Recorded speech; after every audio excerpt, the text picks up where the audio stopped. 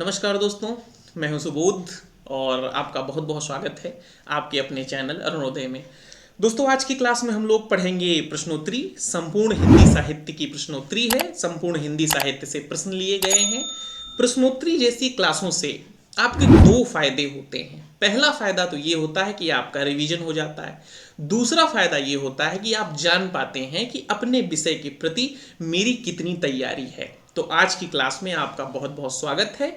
आज की क्लास में पहले ये सोचा गया था कि 100 प्रश्न रखे जाएंगे, लेकिन 100 प्रश्न जो है जब रखे जाएंगे तो क्लास जो है बहुत ज़्यादा लंबी हो जाएगी, तो आप लोग फिर उसको देखेंगे नहीं। ये सोच के आज की क्लास में सिर्फ 50 प्रश्न हैं और 50 प्रश्न भी बहुत खूबसूरत हैं और पर्याप्त प्रश्न हैं। तो शुरू करते हैं आज की क्लास को और देखते हैं अपना पहला प्रश्न। तो पहला प्रश्न आपसे ये है कि अधैर्य का कवि किसे कहा जाता है। विकल्प के तौर पे आपके पास मुक्तिबोध हैं, दिनकर हैं, धूमिल हैं और बाल कृष्ण शर्मा नवीन हैं। तो इसका सही जवाब हो जाएगा दिनकर को अधैर्य का कवि कहा जाता है, दिनकर को अनल का कवि कहा जाता है, दिनकर को आग और राग का कवि कहा जाता है। तो इसका सही जवाब हो जाएगा दिनकर। बढ़ते हैं अगले प्रश्न की तरफ। अगला प्रश्न आपसे यह है कि कैदी और कोकिला इस प्रसिद्ध कविता के रचयिता कौन है, आपको बताना है। विकल्प आपके पास हैं रामधारी सिंह दिनकर, माखनलाल चतुर्वेदी, भगवती चरण वर्मा और हरिवंश राय बच्चन। तो इसका सही जवाब हो जाएगा माखनलाल चतुर्वेदी।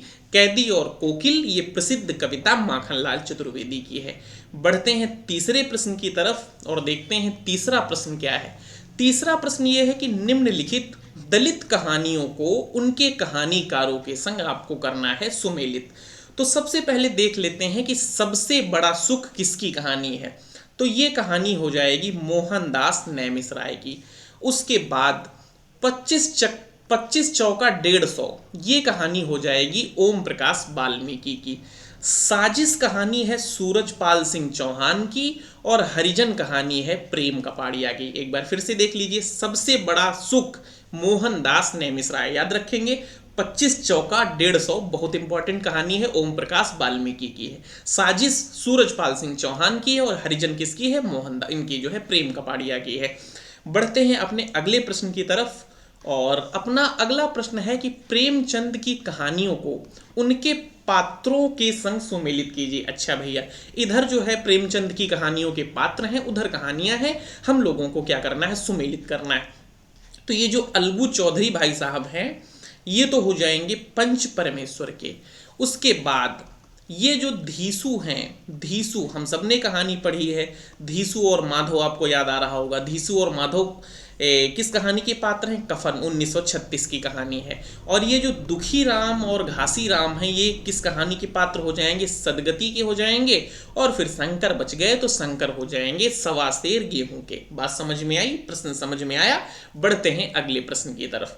तो अपना पांचवा जो प्रश्न है वो है कि एक उक्ति दी गई है, काव्य शोभाकरान धर्मान अलंकारान पृच्छते, किस आचार्य की उक्ति है। विकल्प हैं दंडी, भामह, वामन, रुद्रट। तो इसका सही जवाब हो जाएगा दंडी। काव्य शोभाकरान धर्मान अलंकारान पृच्छते, ये पंक्ति किसकी हो जाएगी, दंडी की हो जाएगी है। काव्य की शोभा बढ़ाने वाले जो धर्म हैं वो क्या कहलाते हैं, अलंकार कहलाते हैं। तो ये पंक्ति किसकी हो जाएगी, दंडी की हो जाएगी। बढ़ते हैं प्रश्न नंबर 6 की तरफ और सवाल नंबर 6 आपसे ये है कि कल्पना के जो है दो मुख्य भेद, मुख्य कल्पना और रम्य कल्पना, जिसको गौड़ कल्पना भी कहते हैं, किसने माने हैं।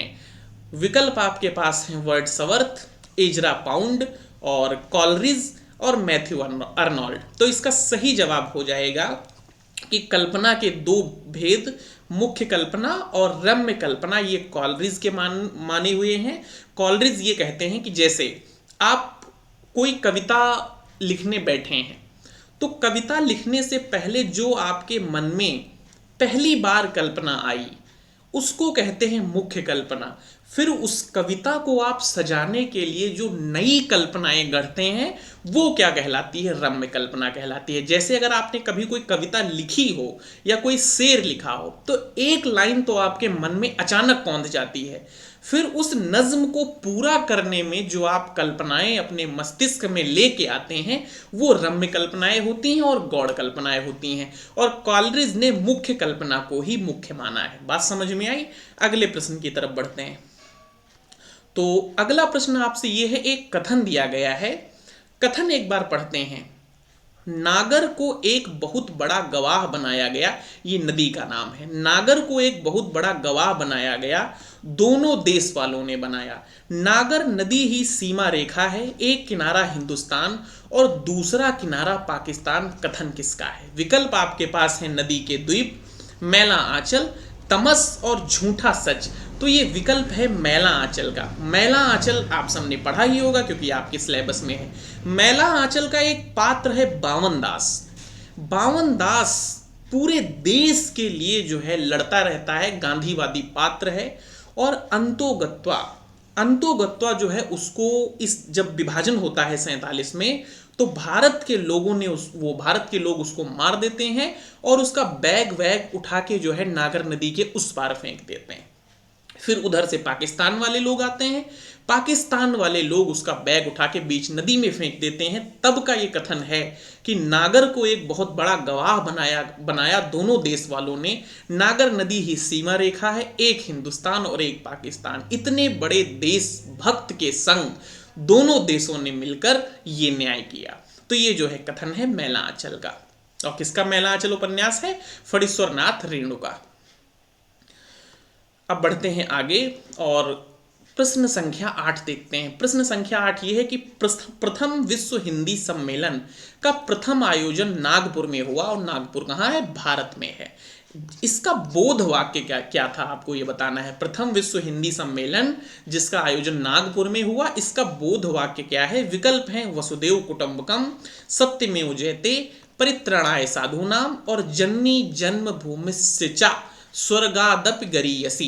इसमें से आपको बताना है कि इसका जो है बोध वाक्य क्या था जो पहला विश्व हिंदी सम्मेलन था। तो इसका सही जवाब हो जाएगा वसुदेव कुटुंबकम, मतलब पूरी वसुधा, पूरी धरती हमारा घर है, ये इसका बोध वाक्य था। अगर आपसे ये प्रश्न किया जाए कि दूसरा विश्व सम्मेलन कहाँ पे हुआ था, तो वो मॉरिशस में हुआ था, लुई पोर्ट में। फिर तीसरा जो है विश्व सम्मेलन अपने ही वहां हुआ था, नई दिल्ली में हुआ था। तो ये बात समझ में आई। बढ़ते हैं आगे।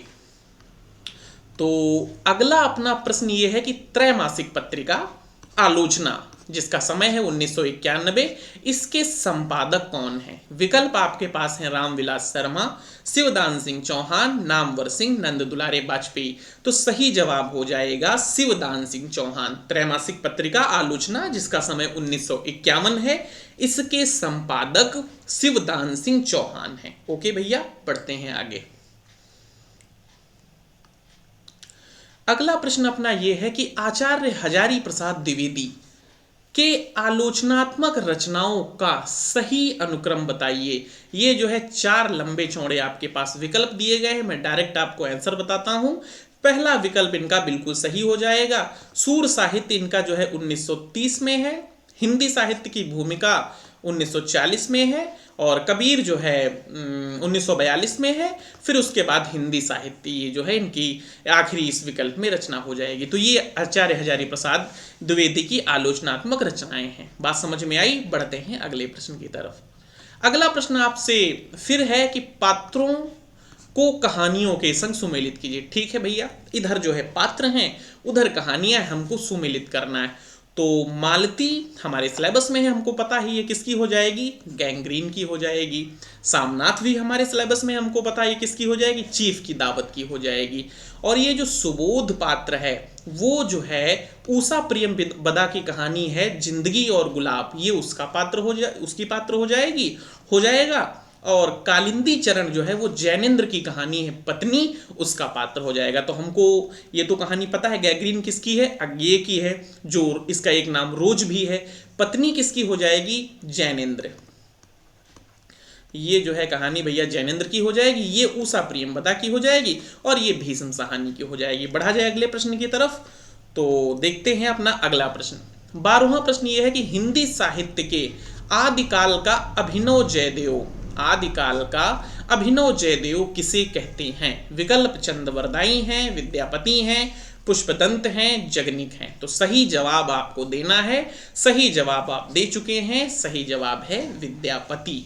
बढ़ते हैं अगले प्रश्न की तरफ और 13 नंबर का सवाल है कि आदिकाल की इन रचनाओं का सही अनुक्रम बताइए।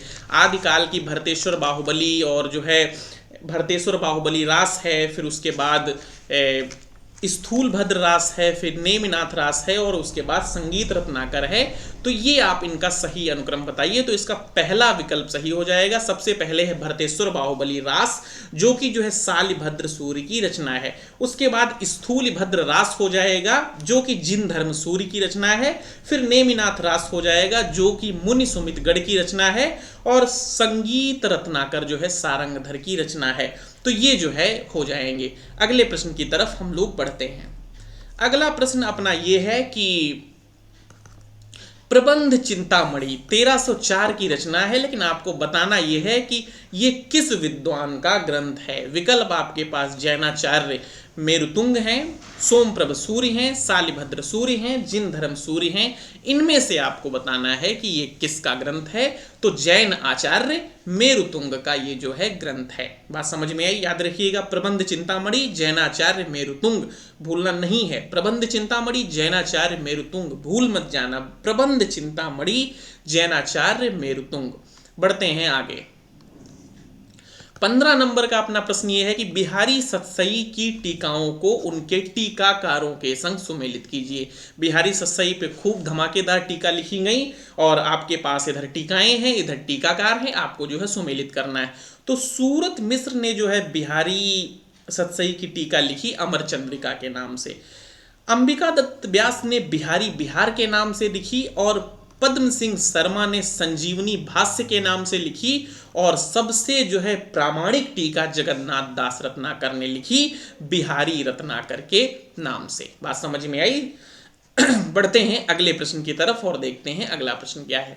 आसान सा प्रश्न है। आपको बताना यह है कि बरवे नायिका भेद, बरवे नायिका भेद के रचनाकार कौन है। विकल्प आपके पास रहीम है, रसलीन है, बिहारी हैं और मतीराम है। तो जवाब आप तक पहुंच गया होगा। बरवे नायिका भेद रहीम की रचना है। अब जो है बढ़ते हैं अगले प्रश्न की तरफ। अगला प्रश्न अपना ये है कि इतिवृत्तात्मकता किस युग की विशेषता है। प्रयोगवाद की है, भारतीय युग की है, द्विवेदी युग की है या फिर छायावादी युग की है। तो ये तो आप आसानी से समझ गए होंगे कि इतिवृत्तात्मकता द्विवेदी युग की प्रमुख विशेषता है। लेकिन आपको समझाना ये है कि इतिवृत्तात्मकता होती क्या है। देखिए, इतिवृत्त का जो शाब्दिक अर्थ होता है वो होता है कथा, कहानी या फिर आख्यान। तो जो द्विवेदी युग है, द्विवेदी युग के कवियों का मूल उद्देश्य जो था वो था नवजागरण, लोगों को पुनः जगाना। तो उन्होंने जो है कहानियों के माध्यम से, आख्यानों के माध्यम से, इतिहासों में, पुराणों में बिखरी पड़ी कहानियों को जो है अपने जो है उसमें रख के, केंद्र में रख के उन पे जो है रचनाएं की। आप जो है विकल्प के तौर पे जो है देख सकते हैं, जैसे साकेत है या फिर जो है बुद्ध पे आधारित यशोधरा है। ये जो है कहानियां हैं। तो इन कहानियों को आधार बना के जो है नवजागरण काल की चेतना लोगों में फैलाई गई। तो यही क्या है, इतिवृत्तात्मकता है। और ये जो द्विवेदी युग है ये कला मूलक ना होके इसीलिए इसको कथा मूलक काव्य भी कहा जाता है। तो इतिवृत्तात्मकता समझ में आ गई। बढ़ते हैं अगले प्रश्न की तरफ। अपना अगला प्रश्न जो है वो 18 नंबर का कि किस प्रगतिवादी कवि को केन का कवि कहा जाता है। चलिए बताइए। त्रिलोचन को कहा जाता है कि शिवमंगल सिंह सुमन को कहा जाता है कि केदारनाथ अग्रवाल को कहा जाता है कि नागार्जुन को कहा जाता है। तो इसका सही जवाब हो जाएगा केदारनाथ अग्रवाल। केन नदी के पास बैठना पसंद करते थे, केन नदी के साथ पास बहुत ज्यादा अपना समय बिताते थे, इसीलिए इनको केन नदी का कवि भी कहा जाता है। त्रिलोचन को जो है धरती का कवि कहा जाता है, सोनेट का कवि कहा जाता है, क्योंकि हिंदी साहित्य में सोनेट के ये प्रथम प्रस्तोता थे। नागार्जुन को जो है आधुनिक कबीर कहा जाता है, यात्री इनका उपनाम था, ढक्कन इनका उपनाम था। बात समझ में आई? बढ़ते हैं अगले प्रश्न की तरफ। तो जन्म काल के अनुसार आपको जो है इनका क्रम लगाना है। तो इंसा अल्लाह खां जो है इनका समय हो जाएगा 1752। उसके बाद लल्लू लाल का जो है हो जाएगा 1763। उसके बाद सदा सुखलाल का 1756। सदा सुखलाल का कब हो जाएगा? सदा सुखलाल का हो जाएगा 1756 और सदल मिश्र का हो जाएगा 1867। 1867 हो जाएगा। ये आपको जो है बता दिए गए हैं। अब आप इनको जो है क्रम से लगा सकते हैं। बात समझ में आई? बढ़ते हैं अगले प्रश्न की तरफ। तो अगला प्रश्न आपसे यह है कि पुरुष परीक्षा किसकी रचना है, आपको बताना है। विकल्प आपके पास ज्योतिश्वर ठाकुर हैं, गोरखनाथ हैं, विद्यापति हैं और आचार्य देवसेन हैं। तो इसका सही जवाब हो जाएगा विद्यापति की रचना है पुरुष परीक्षा। बात समझ में आई? बढ़ते हैं अगले प्रश्न की तरफ।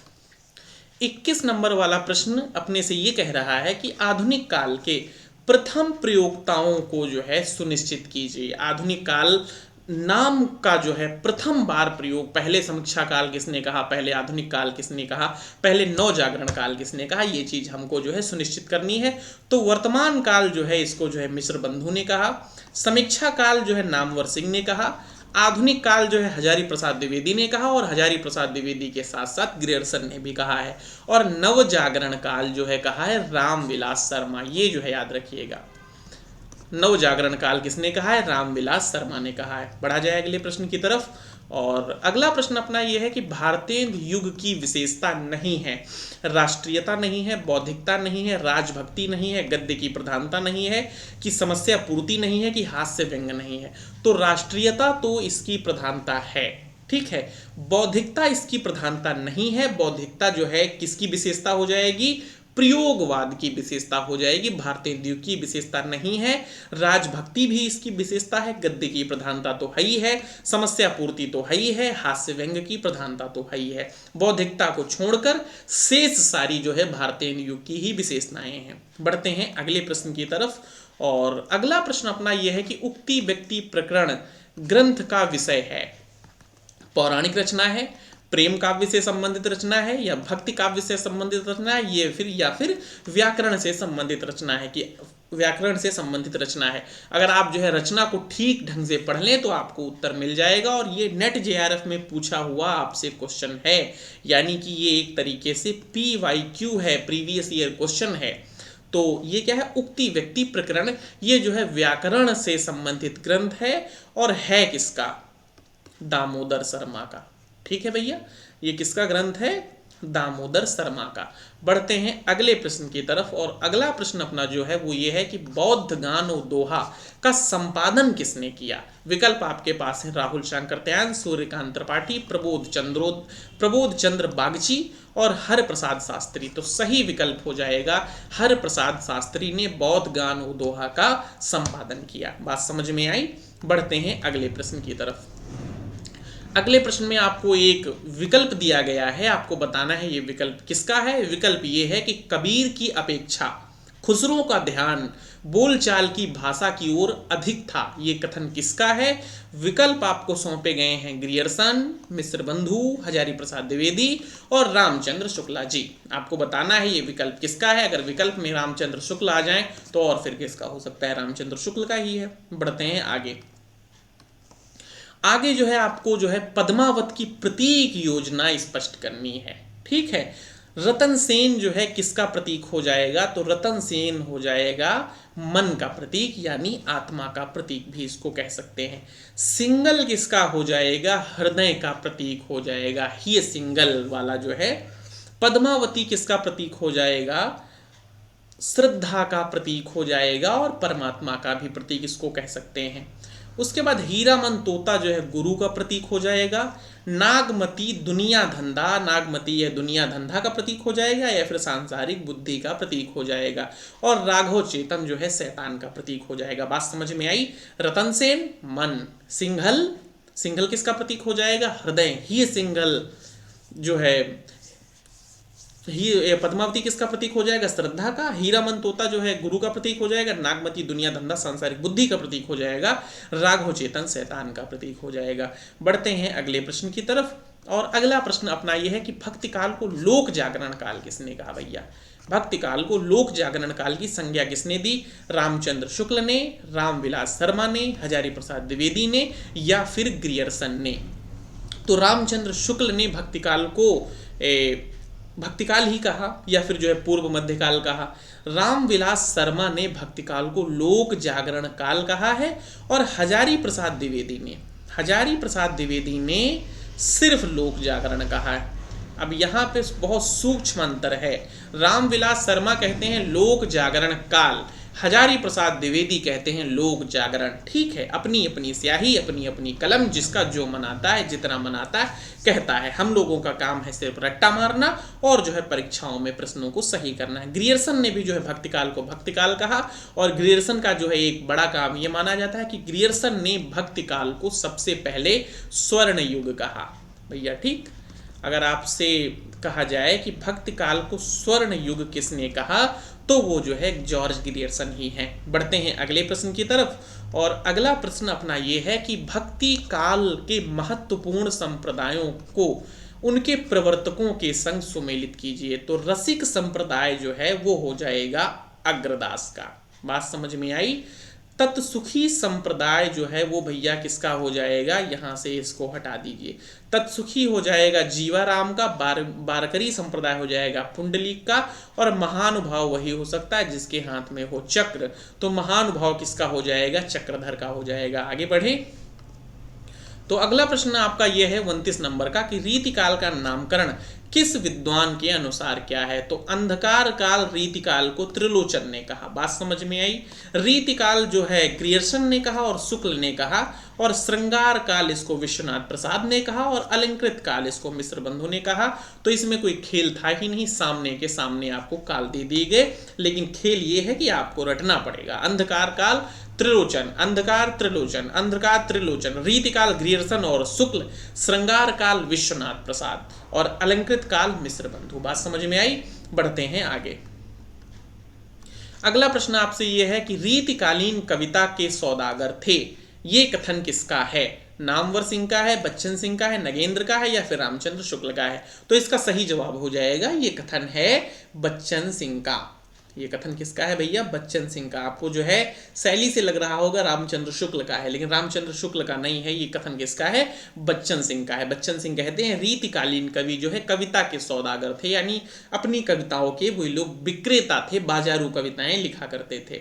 अब हम लोग बढ़ेंगे अगले प्रश्न की तरफ। केशवदास की रचनाओं का आपको क्रम बताना है। तो रसिक प्रिया जो है इनकी वो हो जाएगी 1591 में और रतन बावनी इनकी हो जाएगी 1607 में और जहांगीर जस चंद्रिका इनकी हो जाएगी 1612 में और विज्ञान गीता हो जाएगी 1610 में। एक बार देख लेना, बात समझ में? हालांकि सही है एकदम। केशव की रचनाओं का क्रम ये है। आगे बढ़ते हैं। अगला प्रश्न आपसे यह है कि नौ भक्तमाल के रचयिता कौन है? नाभादास, राधाचरण गोस्वामी, राधा कृष्ण दास, अंबिका दत्त व्यास। आप तो आसानी से फटाक से नाभादास लगा के आ जाएंगे, लेकिन गलत। भक्तमाल के रचयिता हैं नाभादास। अगर उसके सामने 9 लग जाए तो फिर राधा चरण गोस्वामी का ये जो है ग्रंथ है। 9 भक्तमाल के रचयिता कौन है? राधा चरण गोस्वामी, जबकि सिर्फ भक्तमाल के रचयिता हैं नाभादास। उसके बाद हम लोग बढ़ते हैं अगले प्रश्न की तरफ और अगला प्रश्न बताइए आपको आता है कि नहीं आता है। द्विवेदी युग को जागरण सुधार काल की संज्ञा किसने दी? बच्चन सिंह ने दी या फिर स्वयं महावीर प्रसाद द्विवेदी ने ही दे डाली या फिर नगेंद्र ने दी या फिर गणपति चंद्र गुप्त ने की? तो ये शुभ काम नगेंद्र के हाथों से हुआ। नगेंद्र ने द्विवेदी युग को जागरण सुधार काल कहा है। उसके बाद हम लोग बढ़ेंगे अगले प्रश्न की तरफ और अगला प्रश्न आपको यह है कि छायावाद के प्रवर्तक विद्वान जो है किसे किसे मानते हैं? तो मैथिली शरण गुप्त को जो है अपने रामचंद्र शुक्ल मान लेते हैं, सुमित्रा नंदन पंत को जो है लपक के नंद दुलारे वाजपेयी मान लेते हैं, जयशंकर प्रसाद को इलाचंद्र जोशी मान लेते हैं। फिर प्रभाकर माचवे ने सोचा कि हम भी कुछ करते हैं तो प्रभाकर माचवे माखनलाल चतुर्वेदी को मान लेते हैं। ठीक है, बात समझ में आई? मैथिली शरण गुप्त रामचंद्र शुक्ल, सुमित्रा नंदन पंत नंद दुलारे वाजपेयी, जयशंकर प्रसाद इलाचंद्र जोशी और प्रभाकर माचवे माखनलाल चतुर्वेदी। बढ़ते हैं आगे हम लोग प्रश्न में और एक प्रश्न और देखना है कि छायावादी की जो ये 4 स्तंभ थे, चारों स्तंभ ये जो है किस किस दर्शन से प्रभावित थे? तो महादेवी वर्मा पे जो है बौद्ध दर्शन का प्रभाव था, जयशंकर प्रसाद पे शैव दर्शन का प्रभाव था, सुमित्रा नंदन पंत पे अरविंद दर्शन का प्रभाव था, और निराला पे अद्वैत वेदांत का जो है प्रभाव था। ये चीज आपको याद रहेगी। आसान सा प्रश्न था, आपको पहले से भी पता होगा, नहीं पता है तो फिर रट लीजिएगा। उसके बाद अगला प्रश्न ये है कि निराला के काव्य संग्रह परिमल, निराला का काव्य संग्रह परिमल जो 1930 में प्रकाशित होता है, ये जो कविताएं आपके समक्ष प्रस्तुत हैं, आपको ये बताना है कि परिमल में कौन सी इनकी रचना नहीं संग्रहित है। जूही की कली, बादल राग, पंचवटी या फिर राम की शक्ति पूजा। तो सही जवाब हो जाएगा राम की शक्ति पूजा जो है वो परिमल में ना होके अनामिका में है, वो भी अनामिका के दूसरे संग्रह में। बात समझ में आई? बढ़ते हैं अगले प्रश्न की तरफ। और अगला प्रश्न आपको बताना है कि नव जागरण से संबंधित जो ये संस्थाएं थी उनके संस्थापकों को बताना है। पहली चीज तो आप लोग रट लीजिए कि ब्रह्म समाज का समय कब है? 1828, आर्य समाज 1875, तत्वबोधिनी सभा 1839, सत्य शोधक समाज 1873। अब शुरू करते हैं मिलाना। देखिए ब्रह्म, ब्रह्म का मतलब राम, तो ब्रह्म समाज की स्थापना कौन करेंगे? राजा राम मोहन राय। आर्य समाज, आर्य समाज की स्थापना दयानंद सरस्वती, और तत्वबोधिनी सभा देवेंद्र ठाकुर, और सत्य शोधक समाज की जो स्थापना की वो ज्योतिबा फुले ने की। समझ में आया? बढ़ते हैं प्रश्न में आगे। अगला जो प्रश्न वो ये है कि राजा भोज का सपना किसकी रचना है? शिव प्रसाद सितारे हिंद की, राजा लक्ष्मण सिंह की, इंसाल्लाह खां की, सदासुख लाल की। तो ये रचना हो जाएगी शिव प्रसाद सितारे हिंद। भारतेंदु हरिश्चंद्र जी के गुरुजी थे। भारतेंदु हरिश्चंद्र को जो है ये इंग्लिश सिखाया करते थे। और राजा भोज का सपना, इतिहास तिमिर नाशक, भूगोल अस्तामलक, ये जो है रचनाएं शिव प्रसाद सितारे हिंद की हैं। और जो है अगर आपसे पूछा जाए काठ का सपना जो है किसकी रचना है, तो ये मुक्तिबोध का कहानी संग्रह है। अब हम बढ़ेंगे आगे, और आगे आपके पास जो है एक कथन है उपन्यास के परिप्रेक्ष्य में, और आपको बताना है कि ये जो है किसका है। कथन ये है कि मैं उपन्यास को मानव चरित्र का चित्र मात्र मानता हूं। मानव चरित्र पर प्रकाश डालना और उसके रहस्य को खोलना ही उपन्यास का मूल तत्व है। ये किसने कहा? ये जैनेन्द्र ने कहा, या फिर इलाचंद्र जोशी ने कहा, या फिर प्रेमचंद ने कहा, या फिर अमरकांत ने कहा। तो इसका सही जवाब हो जाएगा उपन्यास सम्राट प्रेमचंद ही इस कथन को कहने वाले हैं। आगे हम लोग बढ़ते हैं प्रश्न नंबर 40 की तरफ। कुछ उपन्यास आपको भेंट किए गए हैं, आपको बताना है ये किसके हैं। अर्धनारीश्वर लीजिए, निशिकांत लीजिए, तट के बंधन लीजिए। इनको बताइए उपन्यास किसके हैं। देवराज भाई साहब के विष्णु प्रभाकर के, उदय शंकर भट्ट के, कि अमरकांत के। तो इसका सही जवाब हो जाएगा विष्णु प्रभाकर। अर्धनारीश्वर विष्णु प्रभाकर, निशिकांत विष्णु प्रभाकर, और तट के बंधन किसका हो जाएगा? विष्णु प्रभाकर के। ये जो है उपन्यास हैं। अब हम बढ़ेंगे आगे। आपको क्रम से लगाना है। ये जो कहानी आंदोलन चले थे, इन कहानी आंदोलनों को उनके प्रवर्तकों के संग आपको क्रम में लगाना है। तो आ कहानी के प्रवर्तक हैं गंगा प्रसाद विमल। सहज कहानी के अमृत राय हो जाएंगे, और महीप सिंह हो जाएंगे सचेतन कहानी के, और सक्रिय कहानी के राकेश वत्स हो जाएंगे। बात समझ में आई? बढ़ते हैं आगे। तो अगला प्रश्न अपना ये है कि नाटकों को उनके नाटककारों के संग सुमेलित कीजिए। तो ये जो राजश्री है 1915 में, ये किसका हो जाएगा? जयशंकर प्रसाद का हो जाएगा। ठीक है, ये पहली चीज स्वदेश दीपक नहीं है, ये क्या है? स्वदेश दीपक है, स्वदेश दीपक। फिर उसके बाद राम की सच कहूं तो ये हो जाएगा लक्ष्मी नारायण लाल का।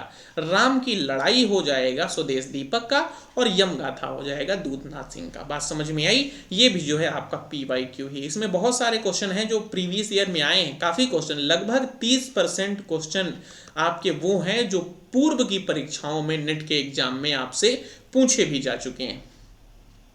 अब हम बढ़ेंगे आगे, और आगे 43 नंबर का प्रश्न देखेंगे कि काव्य शास्त्रीय ग्रंथों को उनके ग्रंथकारों के संग सुमेलित करना है। तो आप पहला काम तो इसमें करिए, ये संग्रह को यहाँ से उठाइए, उठा लिया और संग्रह को यहाँ पे रख दीजिए। अब जो है काम किया जाए तो काव्य अलंकार जो हो जाएगा वो हो जाएगा भामा का। काव्य अलंकार किसका हो जाएगा? भामा का हो जाएगा। काव्य दर्श हो जाएगा दंडी का। काव्य अलंकार सूत्र हो जाएगा वामन का। और काव्य अलंकार सार संग्रह किसका हो जाएगा? उद्भट का हो जाएगा। ठीक है, काव्य अलंकार भामा का, काव्य अलंकार सूत्र वामन का, काव्य दर्श दंडी का, काव्य अलंकार सार किसका हो जाएगा? उद्भट का हो जाएगा। और बढ़ते हैं 44वें प्रश्न की तरफ। थोड़ा सा और आप रुक जाइए, बस बाजी मार ही लाएं हम लोग। कुछ प्रश्न आपके और बचे हैं। किस पाश्चात्य कविता संग्रह से स्वच्छंदतावाद का उदय माना जाता है? लिरिकल बैलेट से, द प्रिल्यूड से, रोमांस एंड रियलिज्म से, एस्थेटिक से? तो इसका आसान सा प्रश्न आपको पता होगा कि जो है वर्ड्सवर्थ और कॉलरिज ने जो सम्मिलित रूप से लिखी थी ये अपनी लिरिकल बैलेट्स, इसी से स्वच्छंदतावाद का उदय माना जाता है। और इसकी भूमिका जो है अपने आप में बहुत फेमस हुई थी। ये रचना अगर आपको नहीं पता है किसकी है तो ये है द प्रिल्यूड कॉलरिज की। अगर ये नहीं आपको पता है रोमांस एंड रियलिज्म किसकी है तो ये कॉडवेल की है। एस्थेटिक अगर आपको नहीं पता है तो ये क्रोचे की है। बात समझ में आई? बढ़ते हैं अगले प्रश्न की तरफ। तो अगला प्रश्न अपना ये है कि इसमें से कौन प्रयोगवाद को प्रगतिवाद की प्रतिक्रिया मानते हैं? विकल्प आपके पास है नामवर सिंह, रामविलास शर्मा, नगेंद्र, गणपति चंद्र गुप्त और उपरोक्त सभी। तो ये सब के सब जो है प्रगतिवाद को, प्रयोगवाद को प्रगतिवाद की प्रतिक्रिया मानते हैं। ठीक है, याद रखिएगा सब लोग। आपसे अलग अलग पूछा जा सकता है या फिर एक विकल्प इसमें से कोई हटा देगा तो आप कंफ्यूज हो जाएंगे। तो चारों लोगों को याद रखना, नामवर सिंह, रामविलास शर्मा, नगेंद्र, गणपति चंद्र गुप्त, ये सभी जो है प्रयोगवाद को प्रगतिवाद की प्रतिक्रिया मानते हैं। प्रयोगवाद की शुरुआत कब हुई थी?